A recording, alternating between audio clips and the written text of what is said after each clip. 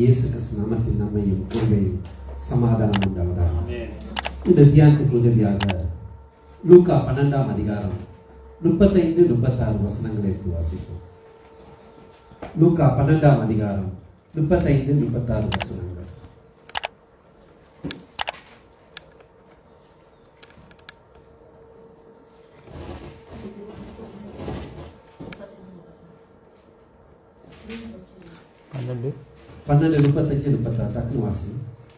உங்கள் அறைகள் கட்டப்பட்டதாகவும் உங்கள் விளக்குகள் எரிகின்றதாகவும் தங்கள் எஜமான் கல்யாணத்தில் இருந்து வந்து தட்டும் போது உடனே அவருக்கு திறக்கும்படி எப்பொழுது வருவார் என்று காத்திருக்கிற மனுஷருக்கு ஒப்பாகவும் இருங்கள்.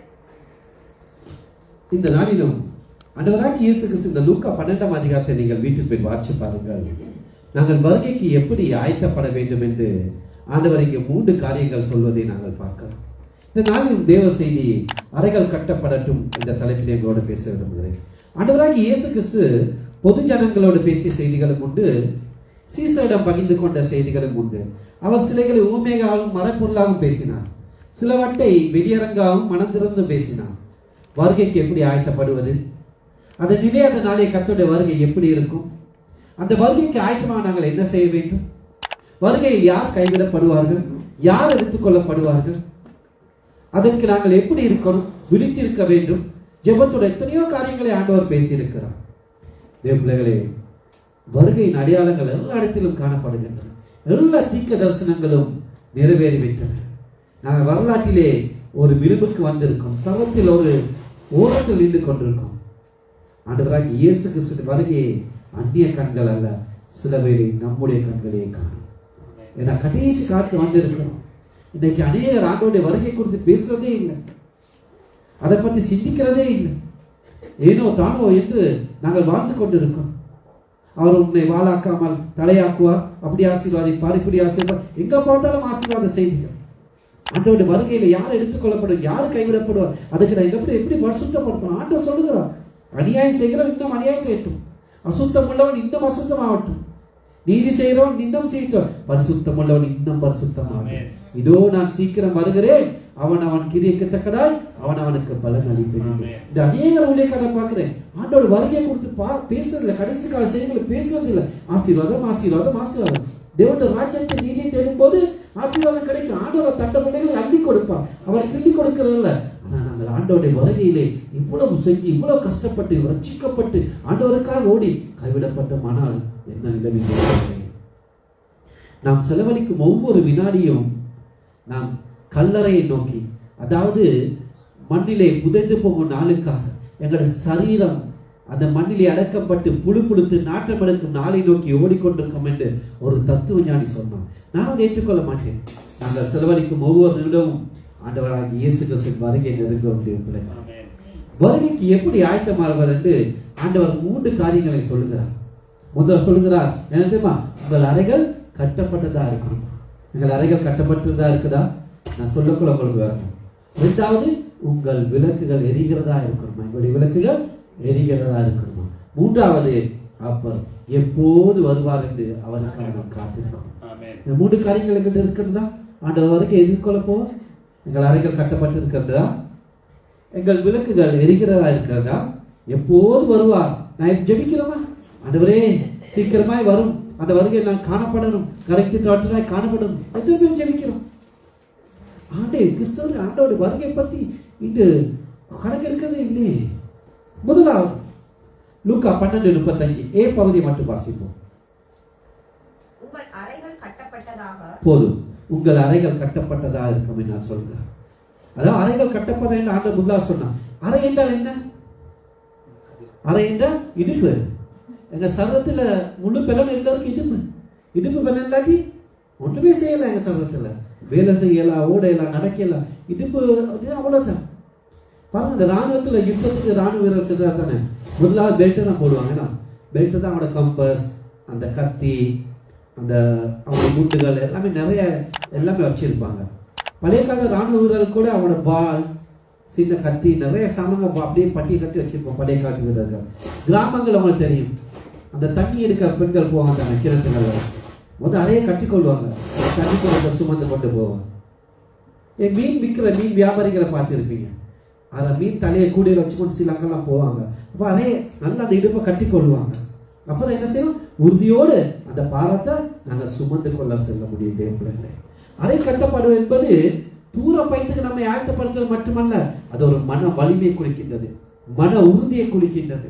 எப்படியாவது அந்த முயற்சியை செய்யணும், எப்படியாவது இலக்கை அடையணும், அப்படியாவது நோக்கத்தை அடையணும், ஆண்டோடைய வருகையில் நான் எடுத்துக்கொள்ளப்படணும், அந்த ஆண்டோடைய வருகையில நான் ரகசிய வருகையில் அப்படின்னு என்ன செய்யணும், எங்கள் அறைகள் கட்டப்பட்டதா இருக்கணும்.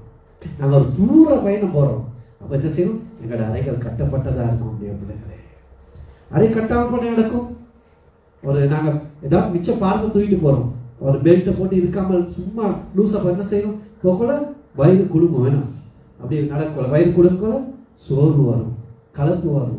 மிச்ச தூரம் அந்த குறிப்பிட்ட தூரத்தை எங்களுக்கு நடக்கலாம் போயிருந்தே பிள்ளைகளே, சோர்வு வந்தால் இலக்க தீர்மானத்தை நோக்கத்தை அடைய முடியாம நாங்கள் போவோம். எங்களோட வாழ்க்கை ஒரு பயணம் தானே.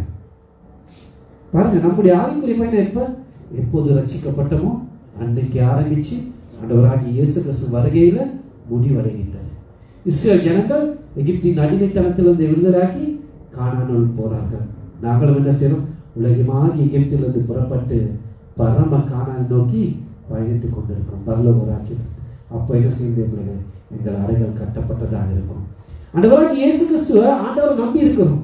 எனக்கு அது வேணும், இது வேணும், அது செய்யணும், இது தரணும், வேலை தரணும், வெற்றி தரணும், திருமணம் தரணும், எல்லாத்துக்கும் அவர் நம்பி இருக்கணும், எல்லாத்துக்கும் அவரை ஜெபிக்கிறோம், இடைவிடாம காத்து இருக்கிறோம். அதே போல என் ஆண்டவர் எப்போது வருவார் என்று நாங்கள் காத்திருக்கிறோமா? இடைவிடாமல் காத்திருக்கணும் தேவர்களே. அப்படி காத்திருக்க மட்டுமல்ல, எங்கள் அறைகள் கட்டப்பட்டதாக இருக்கணும். தன் அறைகளை கட்டிக்கொண்டு அப்போஸ்தலனாகிய பவுலடிகள் சொல்லுகிறார். பிலிப்பியர் 3ஆம் அதிகாரம் 13-14 வசனங்களை வாசிப்போம். பிலிப்பியர் 3ஆம் அதிகாரம் 13-14 வசனங்கள். சகோதரரே, அதை குறித்துக் கொண்டேன் என்று நான் எண்ணுகிறதில்லை. ஒன்று செய்கிறேன், பின்னானவைகளை மறந்து முன்னானவைகளை நாடி கிறிஸ்து இயேசுவுக்குள் தேவன் அழைத்த பரம அழைப்பின் பந்தய பொருளுக்காக இலக்கை நோக்கி தொடர்கிறேன். நாங்கள் என்ன செய்கிறோம், ஒரு ஓட்ட பந்தயத்தில் இருக்கிறோம். என்ன ஓட்ட பந்தயத்தில் ஓடுவதற்கு சட்டத்திட்டங்கள் இருக்கு. அந்த பாருங்க, இந்த ஒலிம்பிக்ல கூட ரீலேல அந்த காம்பு ஒழுங்கா கொடுக்கலன்னு கோல்ட் மெடலே கேன்சல் பண்ணாங்க. அது மாதிரி மல்யுத்தம் செஞ்சாலும் சட்டத்திட்டங்கள் பற்றி வெற்றி பெற முடியும். சும்மா இதை அதிகமாக எங்களோட வாழ்க்கை ஏனோ தானோ என்று வாழாம் என்று எண்ணக்கூடாது. கண்டதே காட்சி கொண்டதே கோலம் என்று எங்களை மனசு மாமன விரும்பதை விட்டு விட்டு போடக்கூடாது. கிறிஸ்துவலாகி நாங்க இச்சை அடக்க அவசரம் தேவைப்படுகிறது. ஒரு இச்சை அடக்கம் வேணும், இச்சை அடக்கம் வேணும். கிறிஸ்துவ எங்களுக்கு ஒரு குறிப்பிட்ட நோக்கத்தை போக வேண்டும் என்றால் ஒரு இச்சை அடக்கம் வேணும். உலக காரியங்களுக்குள்ள ஒரு இச்சை அடக்கம் வேண்டும். அவர் சொல்றாரு பாருங்க, பரிசுத்த பவுலடிகள் கிறிஸ்து இயேசுக்குள் தேவன் அழைத்த பழைய அழைப்பு என்று சொல்லுகிறார். அதன் அர்த்தம் என்ன? தேவன் என்னை உங்களை ரட்சித்த ஒரு நோக்கம் இருக்கின்றது. அந்த நோக்கங்கள் எல்லாம் அந்த அடங்கும் தேவ பிள்ளைகளே. அதான் ரட்சிப்பு, ஆண்டவராகிய இயேசு கிறிஸ்துவுக்கு ஒப்பாக மாறுதல், பரலோகத்திலே நாங்கள் அவரோடு இருத்தல், விமர்சனம் தரித்தவர்களாக இருத்தல், அவர் உடன்பாங்காளியாக இருந்த ஜீவ கிரீடம், வாடாத கிரீடம், மகிமை கிரீடம், நீட கிரீடம், எத்தனையோ ஆசீர்வாதங்களை எங்களுக்கு ஒரு வாசத்தை வைத்தது. அது எல்லாமே அதற்குள்ள அடங்கும், அந்த பரம அழைப்புக்குள். அதை நோக்கித்தான் நானும் நீங்கள் ஓடிக்கொண்டு இருக்கிறோம். எதுக்காக ஓடுவோம்? அதுக்கு ஓடுமா? இந்த கிறிஸ்தவர் நாங்கள் எதுக்கு ஓடுகிறோம் சொல்லுங்க? நீங்க அநேக கிறிஸ்தவர் அந்த பரம அழைப்பு பரம பொருளை அடையில ஓடுறாங்க, ஏதோ தானே ஓடுறாங்க. நான் இந்த முன்னுக்கு இருக்கணும், நான் பெருமையா இருக்கணும், நான் பெரியனாகணும், அவனை இதாக்கணும், அதுக்காக இதுக்காக இல்லை தேவனே, அது எல்லாமே வேஸ்ட். நான் ஓடணும் அந்த இலக்காக ஆண்டோட வருகையில் நான் எடுக்கப்படணும், அந்த ராஜ்யத்தில் கைவிடப்படக்கூடாது. அதுக்காக தான் ஓடுகிறோம். எபிரேயர் 12:1 சொல்லுகின்றது, ஆகியார் மேகம் போல இத்தனை திரளான சாட்சிகள் நம்மை சூழ்ந்து கொண்டிருக்க பாரமான யாவட்டையும் நம்மை சுட்டி நெருங்கி நிற்கிற பாவத்தையும் தள்ளிவிட்டு விசுவாச தோக்கிறவரும் முடிக்கிறவரும் ஆகிய இயேசு கிறிஸ்துவை நோக்கி நான் நியமித்த ஓட்டத்தில் பொறுமையோடு ஓடுகிறோம். யாரை நோக்கி நாங்கள் ஓடுகிறோம்? இயேசு கிறிஸ்துவை நோக்கி. நாங்கள் எதை நோக்கி ஓடுகிறோம்? உயர்வு, பதவி, காசு, பணம், பொருள், ஆசைகள், அவனை தள்ளுறோம், இவனை தள்ளுறோம், அவனை பத்தி பேசுறோம். இல்லை இல்லை இல்லை, நான் அவனுக்கிட்ட பரம அழைப்பு ஆண்டவராக இயேசு கிறிஸ்துவை நோக்கி நம்ம ஓட வேண்டிய. அப்போ அதுக்கு என்ன செய்யணும்? அறைகள் கட்டப்பட்டதா இருக்கும். நான் பிறகு சொல்றேன் அறைகள் எப்படி கட்டப்பட்டது. பாபிலோனுக்கு வருவதற்கு முன்பாக தானியேலின் அறைகள் கட்டப்பட்டிருந்தது. அதான் சொல்லுகிறார், நான் ராஜாவின் போஜனத்தால் திராட்சைரசத்திலும் நான் கரைப்பட மாட்டேன். எனக்கு அவர் சும்மா ஒரு பருப்பும் இது கீரையும் சோறுந்தாங்க போதும். ஏன்? அவர் உறுதியோடு இருந்தார். ராஜா என்னை கொண்டு போட்டாலும் பரவாயில்ல, நான் எதுக்காக வந்தனும் அந்த நோக்கத்தை முடிப்பேன். யோபு பக்தன் சொல்லுகிறார், என் கண்களோடு உடன்படிக்கை பண்ணினான், ஒரு கன்னிகை மேல் நினைப்பாயிருப்பேனா. என் கண்கள் இயேசு கிறிஸ்துவை காணணும், அந்த கரைத்திரை இருக்கக்கூடாது. எனக்கு பார்வை இல்லாம போனாலும் பரவாயில்ல, நான் கரைத்திரை அற்றவனா இருக்கும் சொல்லி யோபு பக்தன் சொல்லுகிறார். அறைகள் கட்டப்பட வேண்டும் என்று ஆண்டவராக இயேசு கிறிஸ்து சொன்னார். அதுக்கு அப்போஸ்தலனாகிய பேதுரு என்ன தெரியுமா சொல்கிறார்?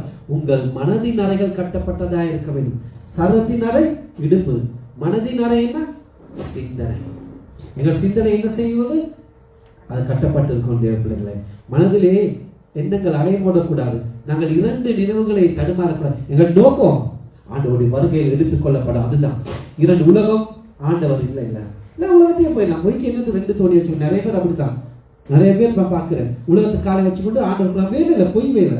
உலகத்துக்கு முன்னாடி ஆண்டவருக்குள்ள வரணும். என்ன சும்மா வேஸ்டா பண்ணாங்க ஆவிக்குரிய வாழ்க்கை. ஆகவே தேவ பிள்ளைகளே, மனம் ஒரு குரங்கு. குரங்கு ஒரு இடத்துல இருக்குமா? இருக்காது. அது துள்ளி துள்ளி சின்ன பிள்ளைங்க பாரு உலகத்துல உட்கார்ந்து இருக்க மாட்டா. அங்க கொஞ்சம் உட்கார, இங்க கொஞ்சம் உட்கார். அதே மாதிரி இந்த குரங்கு அங்க பாய் இங்க பாய். அதே போலதான் மனம் கூட. சில சபைக்கு வந்தாலும் நான் பார்த்திருக்கேன், மனம் கர்த்தருக்குள் நிலைத்து இருக்காது, ஆராதனையில் நிலைத்து இருக்காது, துதி வேலையில் நிலைத்து இருக்காது, தேவ செய்தியிலே நிலைத்து இருக்காது, ஆண்டவரோடு ஐக்கியப்பட மாட்டார்கள், துதியிலே நிலைத்து இருக்காது. இங்கே இருப்பார்கள், மனம் எங்கவே இருக்கும்.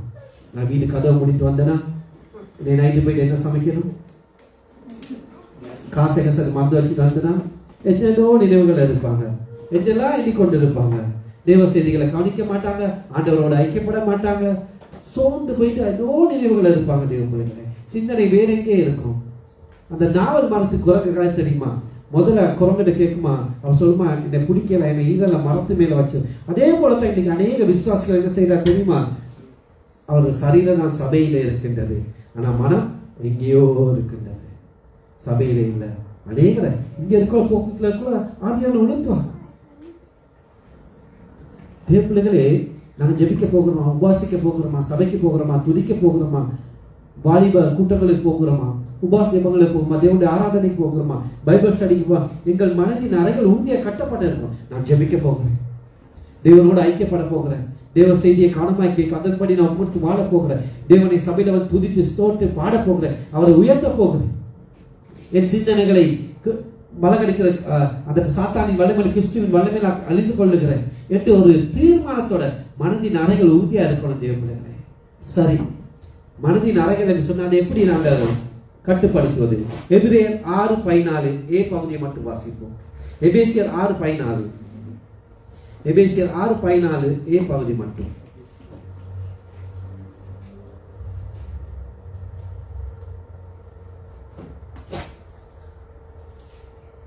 எபேசியர் 6:14 ஏ பகுதி மட்டும்.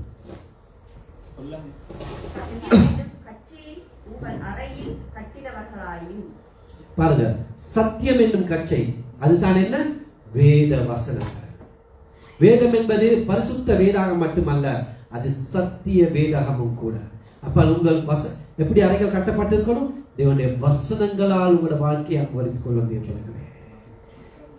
பிலாத்து கேட்கிறார் ஆண்டவர்கிட்ட, சத்தியம் என்றால் என்ன என்று. என்ன கேள்வி பாருங்க. சத்தியமானவரை அவர் முன்னுக்கு பிலாத்து முன்னுக்கு நிற்கிறார்.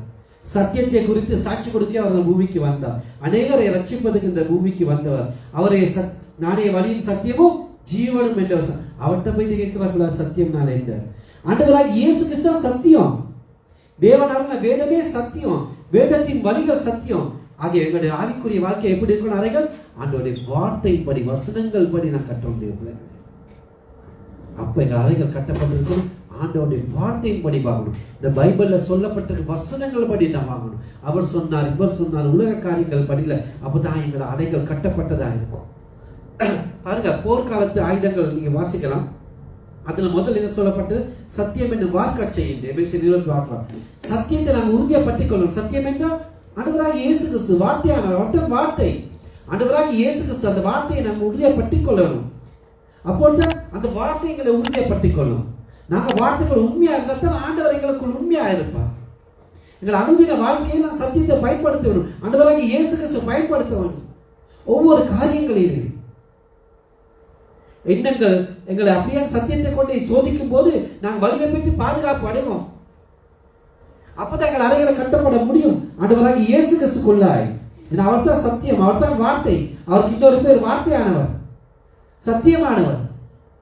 சிலருடைய அநேக பாருங்க வேதத்தின்படி தங்கள் வாழ்க்கை அமைத்துக் கொள்வது அனுபவங்களிலும் சொப்பனங்கள் மீதும் அவர் சொன்னார் இவர் சொன்னார் என்று தங்கள் வாழ்க்கையை கட்டியெடுப்பார்கள், தீர்மானம் எடுப்பார்கள். அநேக சொப்பனங்களும் தரிசனங்களும் ஆலோசனைகளும் எல்லாமே வேத வசனத்துக்கு முரண்பட்டதாக இருக்கிறது பிள்ளைகளே. ஆகவே வேத வசனத்துக்கு புறம்பான என்ன இருந்தாலும் யார் சொன்னாலும் அதை நாங்கள் புறம்பே தள்ளி போடணும். என்று நிறுத்தி கொடுக்கிறது என்னது? சத்திய வசனம் மட்டும்தான் தேவ பிள்ளைகளே.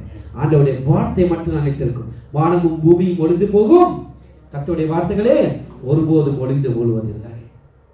ஆகவே உலகத்தில் ஆயிரக்கணக்கான மதஸ்தாபர்கள் இருந்தாலும் மதங்கள் இருந்தாலும் சத்தியமாகிய இயேசு கிறிஸ்துவை ஜெயம் பெறுவார்.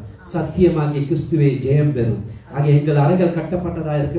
எப்படி கட்டப்பட்டு இருக்கணும்? மனிதன் அறைகளும் சிந்தனைகளும் சத்தியம் என்னும் கச்சையா. சத்தியம் என்றால் ஆண்டவராகிய இயேசு கிறிஸ்து ஆண்டவருடைய வார்த்தையினால் கட்டப்பட்டு இருக்கின்றது.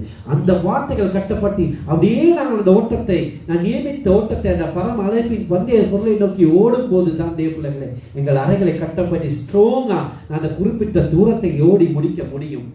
பொறுமையோடு நாங்கள் போகணும் தேவ பிள்ளைகளே. எங்கள் அறைகள் கட்டப்படவில்லாவிட்டால் அந்த சத்தியம் என்னும் கட்சியால் ஆண்டவருடைய வருகையிலே நாங்கள் எடுத்துக்கொள்ளப்பட முடியாது.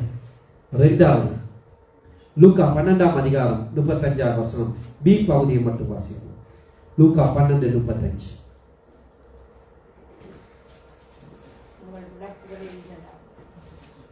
அடுத்தது உங்கள் விளக்குகள் எரியட்டும் என்று சொல்றோம். இந்த முதலாவது என்ன செய்யணும்? எங்கள் அறைகள் கட்டப்பட்டு இருக்கணும். அடுத்தது எங்கள் விளக்குகள் எரியட்டும். அதாவது எங்கள் விளக்குகள் எரிகிறதா, ஒளி வீசுகிறதா, இல்லாட்டி மங்கி மங்கி எரிகிறதா, இல்லை அழிந்து போயிருக்கிறதா? ஆண்டவர் சொன்னா நீங்க இந்த வாழ்க்கையை எடுத்து பண்ண உங்க விளக்கு எரியறதா இருக்கணும். எங்கள் விளக்கு எரியறதா மட்டும் வாழ்க்கை கர்த்தருக்கு பிரகாசிக்கணும், ஒளி வீசணும். மலை மேல் இருக்க பட்டணம் ஒருபோதும் மலைந்திருக்க மாட்டாது. ஏசாயா 61 சொல்ல எழுப்பி பிரகாசியும் ஒளி வந்தது, கர்த்தருடைய மகிமை உண்மையில் உதித்தது என்று. ஒரு மனிதன் ரட்சிக்கப்படும் போது தேவனுடைய தீபம் அவனுக்குள் ஏற்றப்படுகின்றது. பிள்ளைகளே, எப்போது நீங்க ரட்சிக்கப்படுகிறீர்களோ ஆண்டவராக இயேசு கிறிஸ்து தீபம் உங்களுக்கு ஏற்றப்படுகின்றது. ஆகவே அந்த ஒளி விளக்கு எப்போதும் எரிந்து கொண்டிருக்கணும். ஆண்டவருடைய வருகை மட்டும் அது பிரகாசி கொண்டிருக்கணும், மற்றவருக்கு ஒளி கொடுத்து கொண்டிருக்கணும். அப்பதான் அந்த காலத்தில் உள்ள அந்த மனிதர்கள் அந்த ஆச்சரியமான ஒளிரத்தை வருவார்கள். உங்களை பார்த்து ஆண்டவராக இயேசு கிறிஸ்து மணந்தார். எங்களுடைய விளக்கை அலைந்து போயிருந்தால் மற்றோட விளக்கு எப்படி பத்த வைப்பது? மங்கி மங்கி வெளிச்சு கொடுத்தால் மற்றவங்களுக்கு எப்படி வெளிச்சம் கொடுப்பது? கொஞ்ச நேரம் எரிஞ்சிட்டு கொஞ்ச நேரம் அணிஞ்சு போனா எப்படி மற்றவங்களுக்கு விளக்கு கொடுப்பது? எப்போதும் தேவ பிள்ளைகளே எங்களுடைய விளக்கு எரிகிறதா இருக்கும். விளக்கு எரியணும். எண்ணெய் இல்லாமல் அணைந்து போன அந்த தீவட்டிகளை மட்டும் கையில் வைத்து இந்த கண்ணிகளை பற்றி உங்களுக்கு என்ன செய்தார்? வருகையில் கைவிடப்பட்டார். தீவட்டிகளோடு எண்ணெயோடு ஆயத்தமாக இருந்த அந்த கண்ணிகள் ஆண்டவருடைய வருகையில் எடுத்துக் கொள்ளப்பட்டார். இந்த ஏன் அணையோட தீபங்கள் எரியாமல் போகின்றது? ஏன் தெரியுமா? முதலாவது மத்தேயு 5:15.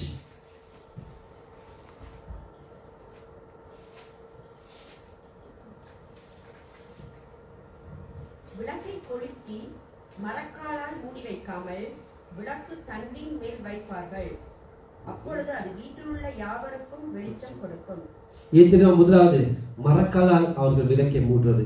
பாருங்க, நாங்க ஒரு விளக்க பத்த வச்சு இப்படி ஒரு தண்டின் மேல் இப்படி வச்சா அந்த ஒளி எல்லாத்தையுமே கொடுக்கும். எங்களை விளக்கு தண்ணியின் மேல் இருக்கிறது அல்லது மரக்கால மூடி வச்சா இருக்கும். இப்படி விளக்கு எடுத்து ஒரு இதாக மூடி வச்சா ஆக்சிஜன் பிராணவாயு இல்லை, அது அணைஞ்சு போயிடும். அப்போ மரக்கால் என்பது என்ன கூடுது? பழைய காலத்தில் மரக்கால் சொன்னா அதாவது வியாபாரத்துகளுக்காக பயன்படுத்தப்பட்ட ஒரு பாத்திரம். ஆகவே அது தொழிலை காண்பிக்கின்றது, வேலையை காண்பிக்கின்றது. இந்த அநேக நாங்க பாருங்க, சிலர் வேலை என்றும் வியாபாரம் என்றும் ஓவர் டைம் என்றும் எக்ஸ்ட்ரா டைம் என்றும் அது என்றும் இது என்றும் இரவா ஓடி ஆண்டவருக்கு நேரத்தை கொடுக்காம எங்கள் தீபத்தை எல்லாமே நாங்கள் அணைத்து விடுகிறோம். நீங்கள் அநேக தீபங்கள் அத்தான் எங்களுடைய எக்ஸ்ட்ரா டைம் சனிக்கிழமை சபைக்கு வராமல் ஞாயிற்றுக்கிழமை சபைக்கு வராமல் செஞ்ச டபுள் ட்ரிபிள் சம்பளம் எங்களை தீபங்கள் அணைந்து விடுகின்றன. கொஞ்ச கால வாழ்க்கை ஜெயிப்பதற்கு, வேதம் வாசிப்பதற்கு, சபை கூடி வருவதற்கு, வேத வகுப்புகளை கலந்து கொள்வது, உபவாச ஜபங்களை கலந்து கொள்வது, வாலிப ஐக்கியங்களை கலந்து கொள்வதற்கு, ஆண்டவருடைய பாதத்தில் இருப்பது, வேதத்தை வாசிப்பதற்கு, ஜெபிப்பதற்கு, துதிப்பதற்கு, ஆண்டவரோடு பேசுவதற்கு, ஆண்டவர் சொல்வதை கேட்பதற்கு, உபவாசிப்பதற்கு நேரம். எக்ஸ்ட்ரா வேலை, எக்ஸ்ட்ரா காசு, பணம் தேவனுடைய சமூகத்துக்கு நாங்கள் வரமாட்டோம். தேவ பிள்ளைகளே, அப்போதான் சோர்வு தாக்குகிறது, பிரச்சனைகள் வருகின்றன.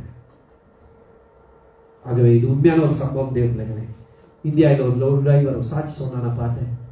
அவர் சபைக்கு போய் கொண்டிருந்தார். ஞாயிற்றுக்கிழமை அவருக்கு லோரி எக்ஸ்ட்ரா நல்ல காசு. அப்போ ஞாயிற்றுக்கிழமைகளை அப்படியே லோரி ஓட்ட போயிருக்கார்.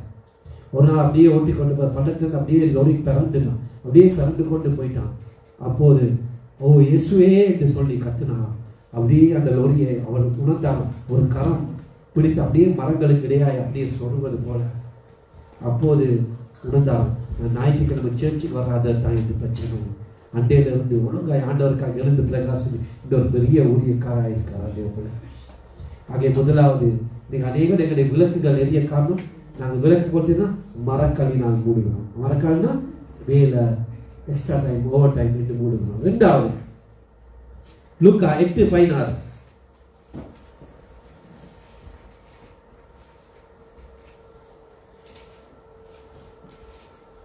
ஒருவனும் விளக்கை கொளுத்தி அதை ஒரு பாத்திரத்தினாலே மூடவும் மாட்டான். போதும் பாருங்க. அடுத்தது பாத்திரம் மூடப்பட்ட விளக்கு. யாராவது ஒரு விளக்கை கொளுத்தி அப்படியே ஒரு பாத்திரத்தில் மூடி வைப்பாங்களா? இன்னைக்கு அநேக விளக்கு அணிஞ்சு பார்த்தா காரணம்.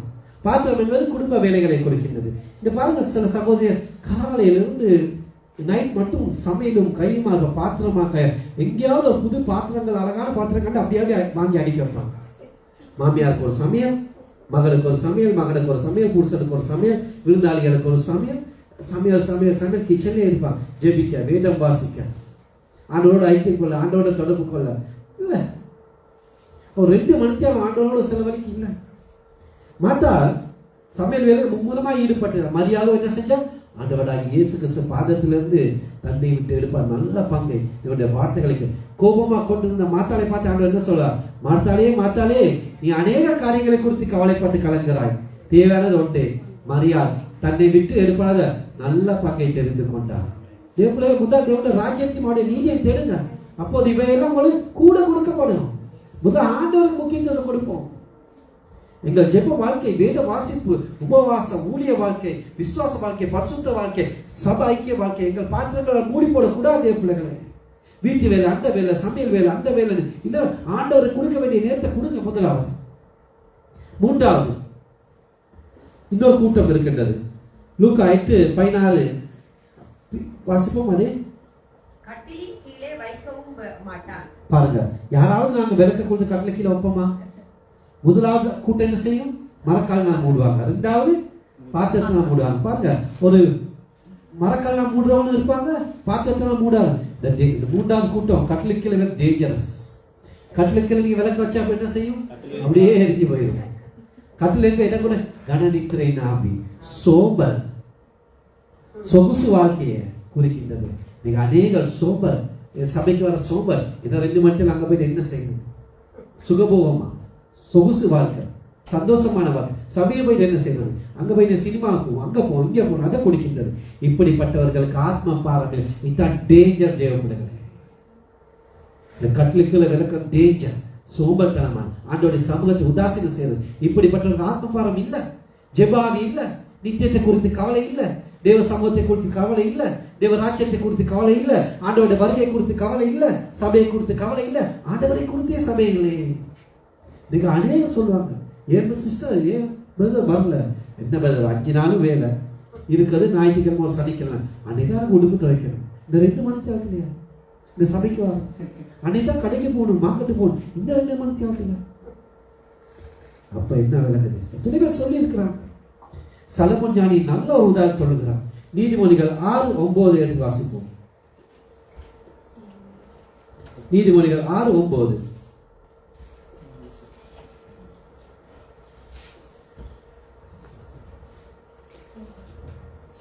சோம்பேறியே, நீ எவ்வளவு நேரம் படுத்திருப்பாய்?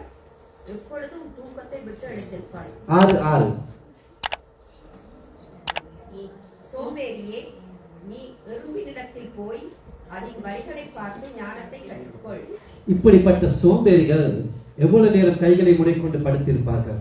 எறும்பிடத்தில் போது அது எறும்பு எங்களுக்கு புத்தி சொல்லுமா? சுறுசுறுப்புனா என்னன்னு எங்களுக்கு அது பிரசங்கம் செய்யுது சாலமோன் சொல்லுவார். எறும்புகள் தெரியுமா, மழை காலத்துக்காக அது கோடை காலத்திலே சாப்பாடெல்லாம் சேர்த்து வைக்குமா. சாலமோன் சொல்லுதா, எறும்புக்கு பிரசங்கம் பண்ணும், எப்படி உற்சாகமா தேவ சமத்துக்கு வாழ்றது, தேவனுடைய காரியங்களை செய்வது, தேவனோட ஐக்கியப்படுவது என்று. இந்த காலை நேரம் ஆண்டவரோடு ஆழம் ஐக்கிய கொள்கிற நேரம் தேவனை துதித்து மகிழ்ந்து ஆண்டவர் அதிகாலையோடு போடுறார். இருட்டோடு பிதாவின் சமூகம் ஜெயிப்பதற்காக அநேக பாருங்க மனம் அதே மாதிரிதான் காலையில தான் தேவ பிள்ளைகளே பரலோக மன்னா சேகரிக்கும் நேரம். வெயில் வர வர என்ன செய்யும்? மன்னா அப்படியே உருகி போயிடும், இல்லாம போயிடும். ஆக தேவ பிள்ளைகளுக்கு தான் காலையில புதிதான கிருபைகளை கிடைக்கின்றன.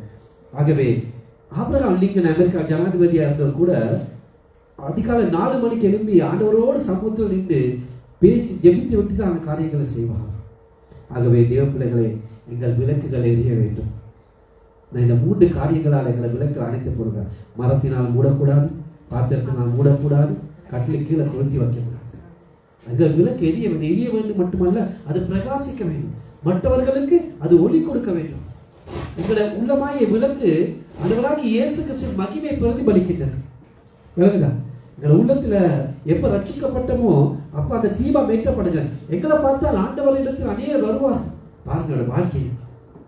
ஆகவே நாங்க இருந்து பிரகாசிக்கிறவர்களா இருக்கும். தேவ விளக்கு எரியல என்ன வேணும்? முதலாவது அதுக்கு ஒரு விளக்கு எரியன்னா என்ன வேணும்?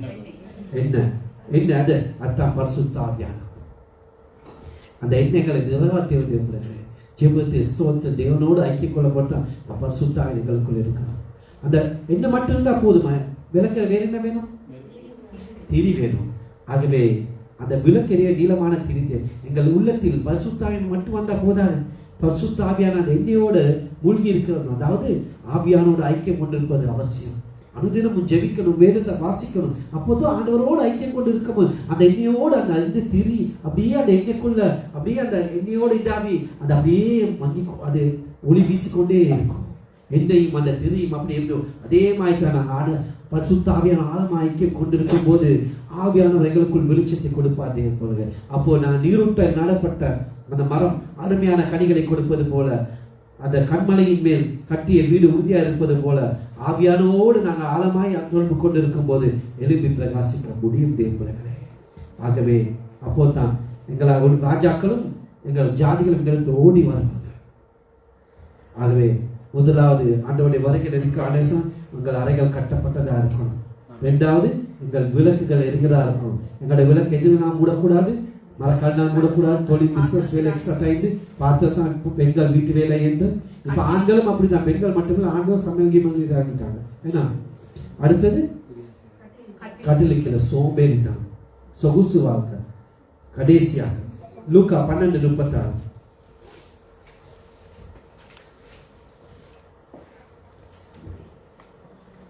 எஜமான் கல்யாணத்தில் இருந்து வந்து தட்டும் போது உடனே அவருக்கு திறக்கும்படி எப்பொழுது வருவார் என்று காத்திருக்கிற மனுஷனுக்கு ஒப்பாகவும் இருங்கள். கர்த்தருடைய வருகைக்காக காத்திருக்கணும். தங்கள் எஜமான் கல்யாணத்தில் இருந்து வந்து தட்டும் போது உடனே அவருக்கு திறக்கும்படி எப்பொழுதும் வருவார் என்று காத்திருக்க மனுஷனுக்கு ஒப்பா இருக்கார். நாங்கள் ஆண்டவர் வந்து இப்ப கதவை தட்டினா கதவை திறக்க ரெடியா இருக்குமா? அதுதான் முக்கியம். தேவனுடைய கர்த்தருடைய வருகை மிக மிக மிக சமயமாயிட்டது. வருகை எல்லா அடையாளங்களும் தீர்க்க தரிசனம் நிறைவேறி விட்டன. எந்த நிமிடத்தில் ஆண்டவருடைய வருகை இருக்கக்கூடுமோ தெரியாது. ஆண்டவருடைய வருகை எப்படி இருக்கும்? திருடன் வருவது போல இருக்கும். திருடன் சொல்லிக் கொண்டு வர மாட்டான், நினையாத நாளிலே வருவான், நினையாத நேரத்திலே வருவான். திருமணத்துக்கு சென்ற ஒரு மனிதன் திரும்பி வருவதற்கு நான் காத்திருப்போம். யாராவது ஒரு வெளி நிபுணர் வரு. அதே போல ஆண்டவருடைய வருகை எந்த நொடி பொழுதுல வருவார்கள் எதிர்பார்த்து கொண்டு இருக்கணும். அந்த அப்படி சீரர்களா நாம் வாழணும். அதுக்கு எங்களை ஆயத்தப்படுத்தணும் தேவர்களே. சும்மா சபைக்கு வந்து ஆண்டவர் தூத்தி ஸ்தோத்தி போனா மட்டும் சரி வராது. அதுக்கு எங்களை அர்ப்பணிக்கணும், உண்மையாக வாழணும், கரைத்தீரை அட்டவராக இருக்கணும். ஆண்டவர் வந்து கதவை தட்டும் போது அவருக்கு உடைய கதவை திறக்கும்படி வண்ணமாய் இந்த உலகத்தில் எல்லா சுமைகளை வெளிப்பட்டவர்களாக இருக்கணும். எந்த தடையும் எங்களுக்கு இருக்கக்கூடாது. ஆயத்தமா இருக்கணும். இன்னைக்கு சபைக்குள்ளே நாங்க அவரோட இவரை சண்டை பிரச்சனை பண்ணி எப்படி ஆண்டவர் வந்தா இன்னைக்கு இதாகும் சொல்லுங்க. நானும் என் மனைவி சண்டை பிடிப்பேன். பிடிச்சா நான் உடனே நாத்தான் முதல் மன்னிப்புக்கிறேன். ஏன் போய் சொல்லணும்? அவன் மன்னிப்புக்கவே மாட்டான். நாத்தான் மன்னிப்பேன். ஏன்னா ஆண்டவர் வந்தா நான் போகணும். யாரும் கூட நான் என்ன யாரை எனக்கு எவ்வளவு பேர் துரோகம் செஞ்சாலும் எவ்வளவு பேர் என்ன பேசணும் நான் உடனே மன்னித்து ஆண்டவர் ஜெயிப்பேன். ஆண்டவரே அவர்கள் மன்னி அவர்கள் அறியாம செய்கிறார்கள். ஏன்னா ஆண்டவர் வருக சூழ்நிலை இப்ப வரும். ஆனா எத்தனை பேர் இன்னைக்கு சபைக்குள்ள கைகளை கொடுக்கறது இல்லை, பேசுறது இல்லை, ஒரு பிரைஸ்லோட் சொல்றது இல்லை. எனக்கு தான் புரியல. அவர் கிறிஸ்தவர்களா வேதத்தின்படி வாழ்கிறார்களா? எத்தனை சபைகளை ஒருவருக்கு ஒரு பேசுறது இல்லை, கை கொடுக்கறது இல்லை. எப்படி ஆண்டோட வருகையில் எடுக்கப்பட போகிறாங்க? ஆனா எல்லா செஞ்சோம் திருவிழந்து கூட இருக்கிறாங்க. இந்த பரிசுத்த நியமத்தை கூட தேவர்களே எதா இருந்தாலும் கூட நான் ஒப்புறவன் ஆண்டவர் சொல்லுகிறான். ஆக ஆண்டவர் இன்னைக்கு கதவை தட்டுறாரு. ஆண்டோட வருகை எப்படி போகுது? என் பாரங்களை வைத்துக்கொண்டு சுமைகளை வைத்துக்கொண்டு அவரோட பிரச்சனை இவரோட பிரச்சனை அவரோட சண்டை அவரை மன்னிக்க முடியாது இவரோட நான் எப்படி போவேன்? எல்லாமே வேஸ்டே ஆயிருமே தேவ பிள்ளைகளே. எங்களுடைய இருதயங்கள்லாம் என்னை உங்களை நேசிக்க அந்த ஆண்டவருக்காக காத்து இருக்கணும் தேவ பிள்ளைகளே. உடனடியாக அவரை கதவை திறக்க நாங்கள் ஆயத்தமா இருக்கணும். கடைசியாக உன்னத பாட்டுகள் 2ஆம் அதிகாரம் 11-13 எடுத்து வாசிப்போம். உன்னத பாட்டுகள் அத்தேவலாக நான் வாசிக்கிறேன். இதோ மாரிக்காலம் சென்றது, மழை பெய்து ஓய்ந்தது, பூமியிலே புஷ்பங்கள் காணப்படுகின்றது, குருவிகள் பாடுங்காலம் வந்தது, காட்டுப்புறாவின் சத்தம் நம்ம தேசத்தில் கேட்கப்படுகிறது, அத்திமரம் காய் காத்தது, திராட்சை கொடிகள் பூ பூத்து வாசனை பரமத்து, என் பிரியமே என் ரூபதியை நீ எழுந்து வா என்று ஆண்டவர் சொல்லுகிறார். தேவ பிள்ளைகளே, இந்த உலகம் மக்களுக்கு இரையாக வைக்கப்பட்டிருக்கின்றது. உலகம் அது ஆசை இச்சைகள் நாம் பார்க்கிறது எல்லாமே ஒரு நாள் அழிந்து போகும். இந்த வானம் அப்படியே சுருங்கி பொட்டலம் போல போயிடும். இந்த அழகு எல்லாமே இல்லாம போயிடும். இந்த உலகத்தை போல 40,000 உலகங்கள் இருந்தாலும் அதை அழிக்கக்கூடிய அளவு இன்றைக்கு உலக நாடுகள் அணு ஆயுதங்களை கண்டுபிடித்திருக்கின்றது தேவ பிள்ளைகளே. ஆகிய உலகத்தின் முடிவும் ஆண்டவராகிய இயேசு கிறிஸ்து வருகையும் மிகவும் சமீபமாயிட்டது. கர்த்தராகிய இயேசு கிறிஸ்துவே வாரும், என் தேசமே தீவிரியும் என்று அவரோடு நாங்கள் அன்போடு அழைக்கணும். புதிய ஏற்பாட்டு சீசர் என்ன சொல்ல அவரோடு பார்த்து மாரநாதா கர்த்தர் வருகிறார் என்று வாழ்த்துகிறார்கள். நாங்களும் அப்படியே வாழும் தேவ பிள்ளைகளே. யோபு பக்தர் சொல்லுகிறார், என் மீட்பர் உயிரோடு இருக்கிறார், அவர் கடைசி நாளில் பூமி மேல் நிற்பார் என்றும் நான் அறிந்திருக்கிறேன். என் தேவனை பார்ப்பேன், அவரை நானே பார்ப்பேன், அந்நிய கண்கள்ல என் கண்களே அவரை காணும். அப்படி சொல்ல நாங்கள் ஆயத்தமா இருக்கோம். அந்நிய கண் இல்ல, நான் என் ஆண்டவர் கதவை தட்டும் போது என் கண்ணு பாடும், நான் கரை திரையற்றவனாய் இந்த உலகத்தின் பாரமான சுமைகள் எல்லாம் இல்லாதவனாய் என் ஆண்டவரை காண்பேன் அப்படி சொல்ல. கடைசியாக லூக்கா 12ஆம் அதிகாரம் 37-40 வாசி முடிப்போம். லூக்கா 12ஆம் அதிகாரம் 37-40 மட்டும். எஜமான் வரும்போது விழித்திருக்கிறவர்களாக காணப்படுகிற ஊழியக்காரரே பாக்கியவான்கள். அவர் அறை கட்டிக்கொண்டு அவர்களை பந்தி இருக்க செய்து சமீபமாய் வந்து அவர்களுக்கு ஊழியம் செய்வார் என்று மெய்யாகவே உங்களுக்கு சொல்லுகிறேன்.